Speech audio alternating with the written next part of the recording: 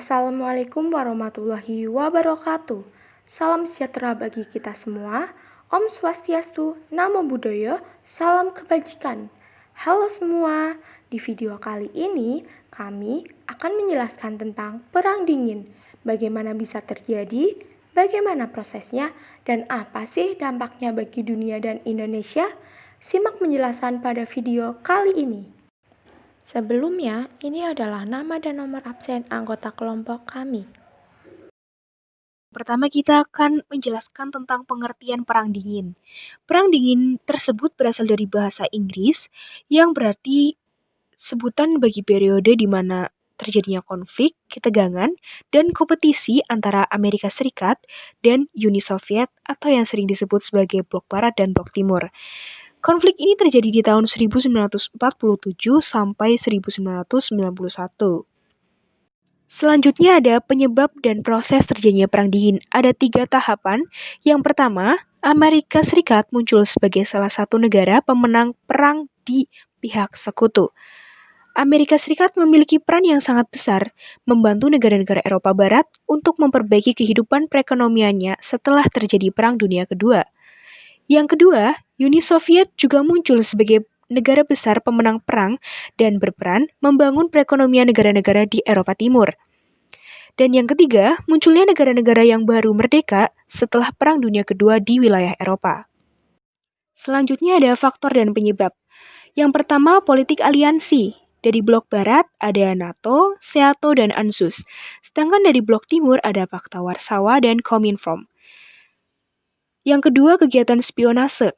Spionase ini ada agen CIA oleh blok barat dan KGB oleh blok timur. Yang ketiga ada memperebutkan hegemoni kekuasaan yang bertujuan untuk mencegah berkembangnya pengaruh suatu negara atau pihak lawan. Dan yang keempat ada perbedaan ideologi. Blok Barat menganut ideologi liberal dan Blok Timur menganut ideologi komunis. Selanjutnya ada faktor-faktor lainnya. Dari beberapa faktor-faktor yang terjadi di atas, berikut adalah faktor-faktor lainnya dari segala bidang. Yang pertama, Uni Soviet dan Amerika Serikat sama-sama ingin menguasai dunia. Yang kedua, Uni Soviet bertekad menyebarluaskan paham komunis. Yang ketiga, ketidaksukaan Uni Soviet akan sistem kapitalisme. Yang keempat, kekhawatiran Amerika Serikat terhadap pengaruh dan serangan komunis.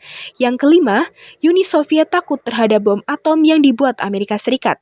Yang keenam, Amerika Serikat menolak membagi rahasia nuklirnya. Berikut juga masih membahas faktor-faktor lainnya. Lanjutan dari slide selanjutnya, yang ketujuh ada ekspansi Uni Soviet sampai ke Eropa Barat. Yang kedelapan, Uni Soviet melanggar janji untuk menyelenggarakan pemilihan umum. Yang kesembilan, ada kekhawatiran Uni Soviet terhadap serangan Amerika Serikat.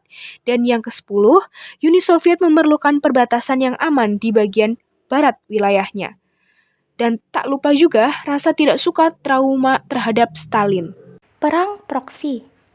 Perang proksi merupakan perang dengan memanfaatkan pihak ketiga yang sedang memiliki konflik untuk mengalahkan musuhnya masing-masing.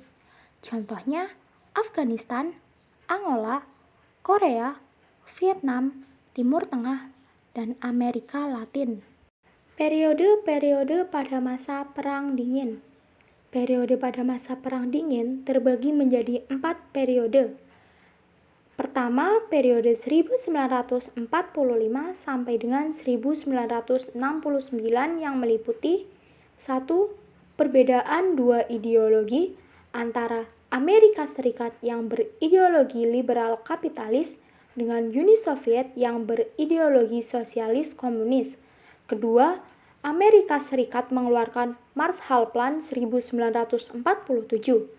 Kebijakan politik luar negeri Amerika Serikat tercermin dalam Truman Doctrine oleh Presiden Harry Truman 12 Maret 1947 yang menyatakan kesediaan Amerika Serikat memberikan bantuan dalam menghadapi komunisme Uni Soviet dan menerapkan politik containment. Ketiga, tahun 1948. Sewaktu Jerman Timur berada dalam kekuasaan Uni Soviet, Joseph Stalin memblokade ekonomi Jerman Barat. Pada krisis ini, Amerika Serikat membela Jerman Barat dengan membentuk NATO pada 4 April 1949. Keempat, pembentukan NATO. Pembentukan NATO memancing Blok Timur mendirikan Pakta Warsawa yang dipimpin oleh Uni Soviet 14 Mei 1955 untuk menangkal dampak dari pembangunan instalasi senjata di Jerman Barat. Periode kedua pada tahun 1969 sampai 1979. Hubungan Amerika Serikat dengan Uni Soviet mengalami perubahan drastis dengan terpilihnya Richard Nixon sebagai Presiden Amerika Serikat, didampingi penasihat keamanannya Henry Kissinger, dan Richard Nixon menempuh pendekatan baru terhadap Uni Soviet pada tahun 1969. Tidak disangka, Uni Soviet juga sedang mengambil pendekatan yang sama terhadap Amerika Serikat. Pendekatan ini sering disebut dengan detente atau peredaan ketegangan. Periode ketiga yaitu tahun 1979 sampai 1985. Setelah 10 tahun dijalankan, Uni Soviet tidak lagi untuk menjalankan detente. Akhirnya, tahun 1979, Uni Soviet menduduki Afghanistan yang sebenarnya mengundang pasukan Uni Soviet masuk ke sana untuk membantu mereka. Aksi semena-mena ini mengundang reaksi keras dari pihak Amerika Serikat, khususnya Presiden Amerika Serikat yaitu Jimmy Carter, yang menyatakan agresi Uni Soviet di Afghanistan mengkonfrontasi dunia dengan tantangan strategis paling serius sejak Perang Dingin dimulai. Akhirnya, muncullah doktrin Carter yang menyatakan bahwa Amerika Serikat berkeinginan untuk menggunakan kekuatan militernya di Teluk Persia. Periode keempat yaitu tahun 1985 sampai 1991. Pada Maret 1985, Mikhail Gorbachev mulai memimpin Uni Soviet.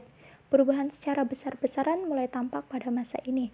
Gorbachev berbeda dengan penguasa Uni Soviet sebelumnya.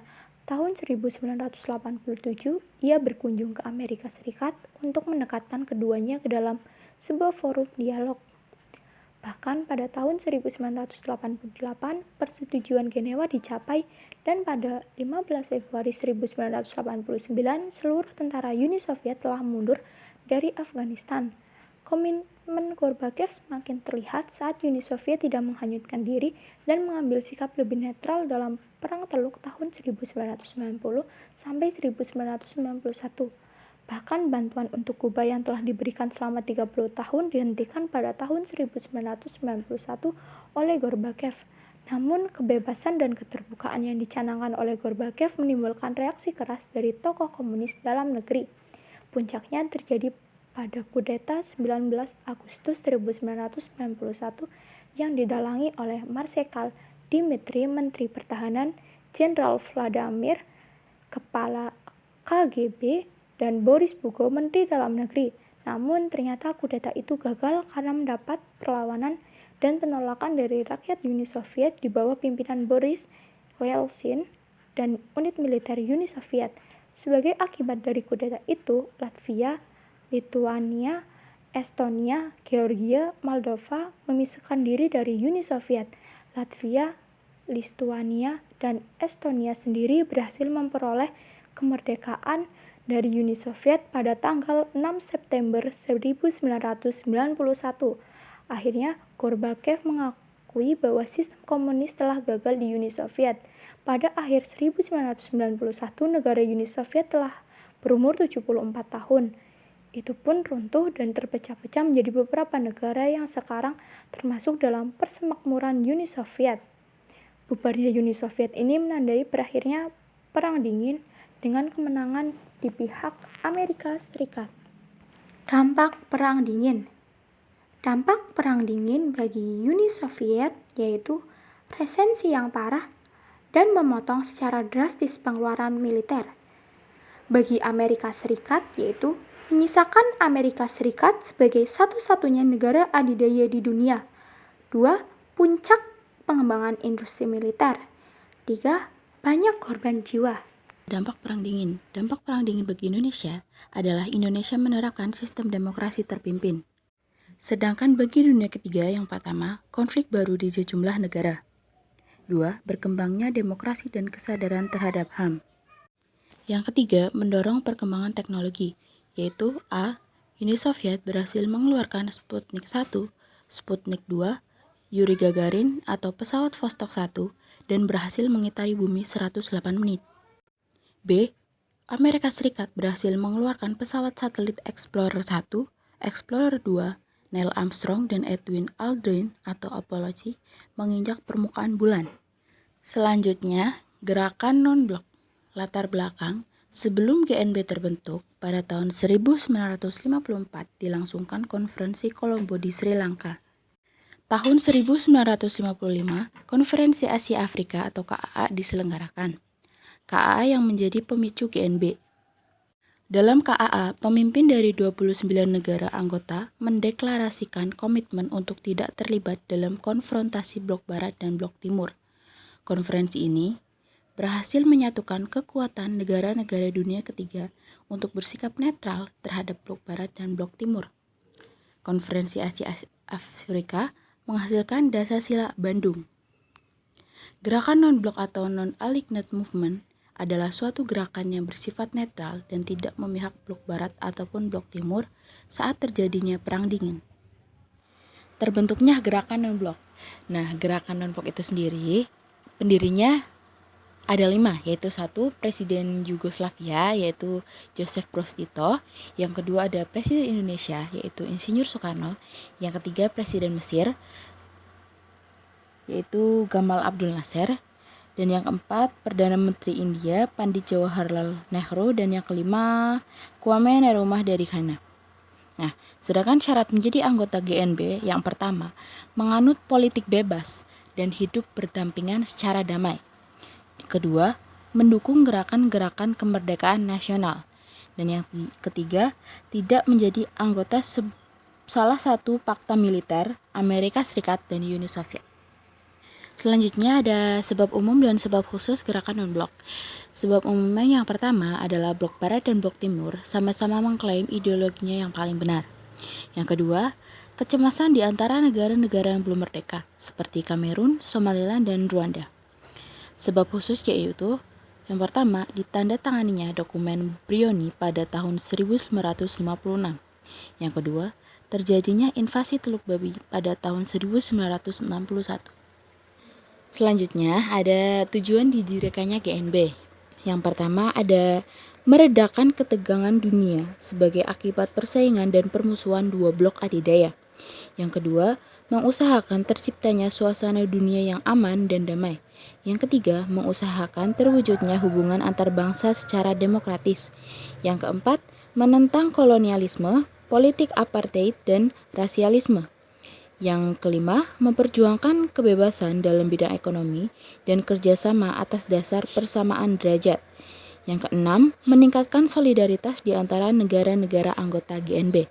Dan yang terakhir, menggalang kerjasama antar negara berkembang dan negara maju menuju terciptanya tatanan ekonomi dunia yang baru.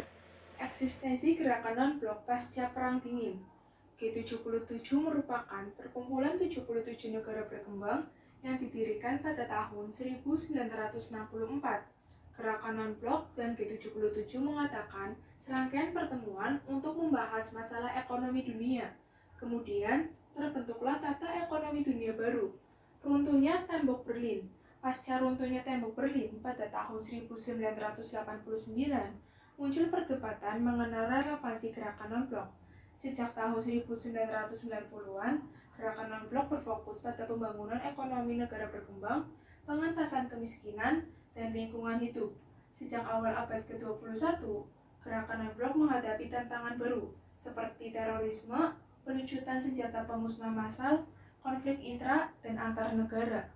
Peran Indonesia dalam gerakan non-blok. Yang pertama, Indonesia menjadi salah satu negara yang hadir di Konferensi Kolombo dan menjadi pelopor berdirinya Konferensi Asia Afrika. Yang kedua, Indonesia menjadi salah satu pendiri gerakan non-blok.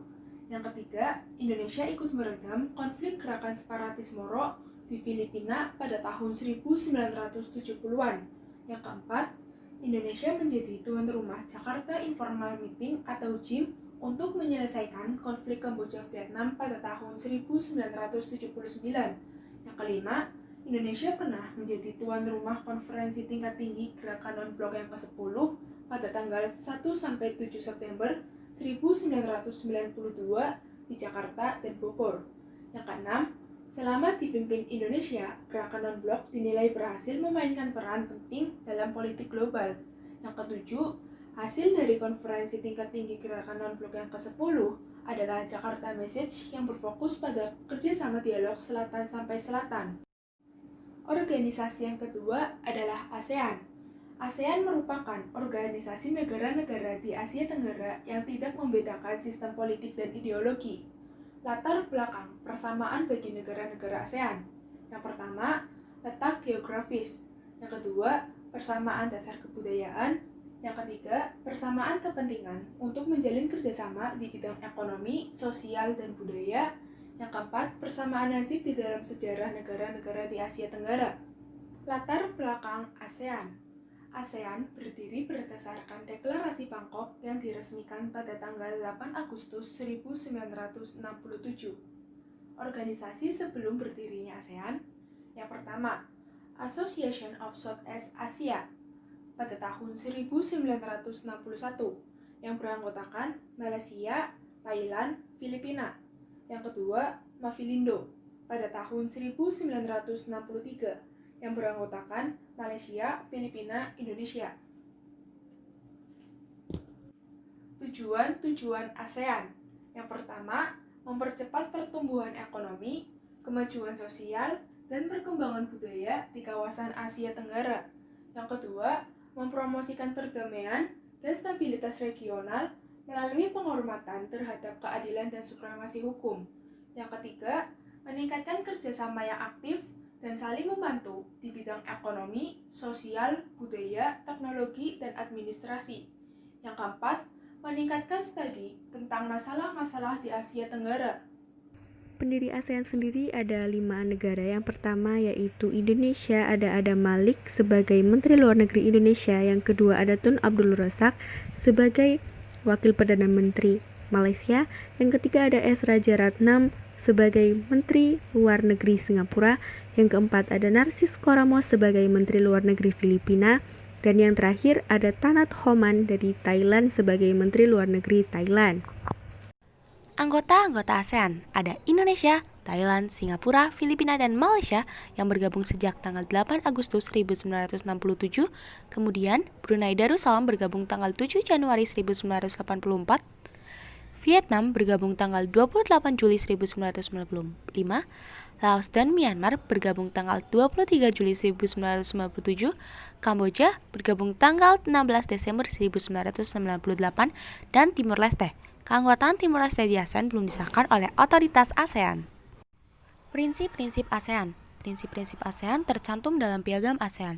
Yang pertama, menghormati kemerdekaan, kedaulatan, kesetaraan, integritas wilayah, dan identitas nasional negara-negara anggota. Yang kedua, berkomitmen dan bertanggung jawab secara kolektif dalam meningkatkan perdamaian, keamanan, dan kemakmuran di kawasan. Yang ketiga, menolak agresi, ancaman, penggunaan kekuatan, atau tindakan lainnya dalam bentuk apapun yang bertentangan dengan hukum internasional. Yang keempat, menyelesaikan sengketa secara damai. Yang kelima, tidak mencampuri urusan dalam negeri anggota ASEAN. Dan yang terakhir, menghormati kebebasan yang mendasar, pemajuan pelindungan hak asasi manusia, serta pemajuan keadilan sosial. Kerjasama negara-negara kawasan utara dan selatan. Latar belakang kerjasama negara-negara utara dan selatan yaitu Perang Dingin ditandai adanya perbedaan ideologi Amerika Serikat dari blok barat dan Uni Soviet dari blok timur. Awal mula kerjasama utara-selatan berlangsung ketika Perang Dingin masih terjadi. Akar dari terjadinya kerjasama utara-selatan yaitu pada tahun 1973 OPEC menaikkan harga minyak karena sempat ada krisis ekonomi yang terjadi di dunia. Pengertian kawasan utara-selatan mengacu pada segi ekonomi daripada geografi. Kelompok negara-negara utara disebut sebagai kelompok negara maju yang memiliki pendapatan per kapita tinggi. Sedangkan negara-negara selatan adalah negara yang sedang berkembang dan memiliki pendapatan per kapita yang rendah serta infrastruktur yang terbatas. Kerjasama kawasan utara selatan dan peran Indonesia di dalamnya. Yang pertama, negara-negara utara menanamkan modalnya dalam bentuk investasi atau bantuan modal ke negara selatan. Yang kedua, negara-negara utara kemudian akan mendirikan perusahaan-perusahaan asing di kawasan negara-negara selatan. Yang ketiga, keuntungan akan diterima kedua pihak. Yang keempat, negara-negara penerima modal atau negara-negara selatan akan menerima keuntungan berupa penarikan pajak, pembangunan, dan pembagian keuntungan. Dan yang terakhir, negara-negara pemberi modal atau negara-negara utara akan terpenuhi kebutuhan nasionalnya. Selanjutnya ada peran Indonesia di dalam kerjasama kawasan utara selatan, yaitu Indonesia mendorong kembali diadakannya dialog antara kawasan utara dan selatan di KTT GNB ke-10. Tujuannya yaitu untuk memfokuskan pada masalah perdagangan barang komoditas internasional. Sekarang kita beralih ke konflik Palestina. Konflik Palestina merupakan sengketa akibat pendudukan yang dilakukan oleh Israel di wilayah Palestina. Masalah ini awalnya dari munculnya gerakan Zionisme yang dipelopori oleh Theodor Herzl pada tahun 1895. Zionisme itu suatu paham dan juga gerakan yang bersifat politis, rasial, dan ekstrim. Tujuannya adalah menegakkan negara khusus bagi bangsa Yahudi. Saat itu, pemerintah Inggris meminta dukungan pada Perang Dunia Pertama kepada Herzl. Herzl menerima permintaan tersebut dengan syarat pemerintah Inggris mendukungnya untuk membentuk suatu negara. Hal ini ditulis dalam sebuah perjanjian bernama Balfour Declaration pada 2 November 1917. Perjanjian tersebut ditentang oleh bangsa Arab Palestina karena tidak dilibatkan dalam perumusan perjanjian tersebut. Lalu, Inggris mempertemukan komunitas Yahudi dengan bangsa Palestina yang menghasilkan White Paper pada 20 Oktober 1930. Kemudian pada 1933, Nazi yang dipimpin oleh Adolf Hitler menangkapi orang-orang Yahudi yang berada di Jerman. Alasannya karena orang Yahudi dianggap mengganggu keturunan bangsa Jerman. Lalu terjadilah migrasi orang-orang Yahudi ke Palestina dalam jumlah yang besar, sehingga rakyat Palestina marah. Akhirnya, PBB turun tangan dengan membentuk United Nations Special Commission on Palestine, yang disingkat UNSC atau UNSC. Pada 29 November 1947, PBB memutuskan untuk membagi wilayah Palestina berdasarkan resolusi PBB nomor 181 bagian 2. Wilayah Palestina yang sebelumnya adalah wilayah mandat Inggris dibagi menjadi dua bagian, yaitu kelompok Arab Palestina dan Yahudi. Dan hingga saat ini, konflik antara Palestina dan Israel masih terjadi. Selanjutnya ada isi white paper yang tadi sempat disinggung dalam sejarah konflik Palestina. Yang pertama, imigrasi akan diberhentikan selama masih ada orang Arab Palestina yang belum mendapatkan pekerjaan. Yang kedua, orang Yahudi tidak diperkenankan lagi membeli tanah selama masih terdapat orang Arab Palestina yang belum memiliki tanah. Selanjutnya ada peran Indonesia dalam masalah Palestina. Hubungan bangsa Indonesia dengan Palestina sudah terjalin sebelum Indonesia memproklamasikan kemerdekaannya. Pada masa Presiden Soekarno, Indonesia tidak bersedia membuka hubungan diplomatik saat Israel memproklamasikan kemerdekaannya. Nah, pada masa Presiden Soeharto, Indonesia juga terlibat dalam Organisasi Kerjasama Islam atau OKI yang didirikan pada 25 September 1969. Nah, pada masa reformasi juga, Indonesia secara konsisten mendukung kemerdekaan Palestina.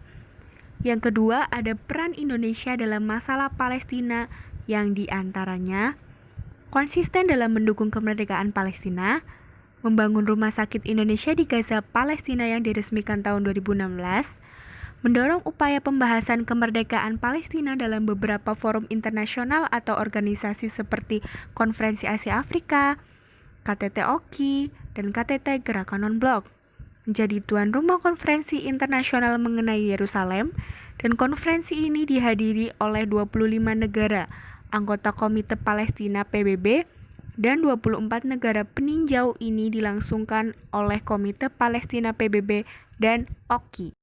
Terima kasih telah menonton video ini ya. Semoga bermanfaat dan bisa menambah wawasan bagi para penonton. Apabila ada kurang dan salah, mohon dimaafkan. Wassalamualaikum warahmatullahi wabarakatuh.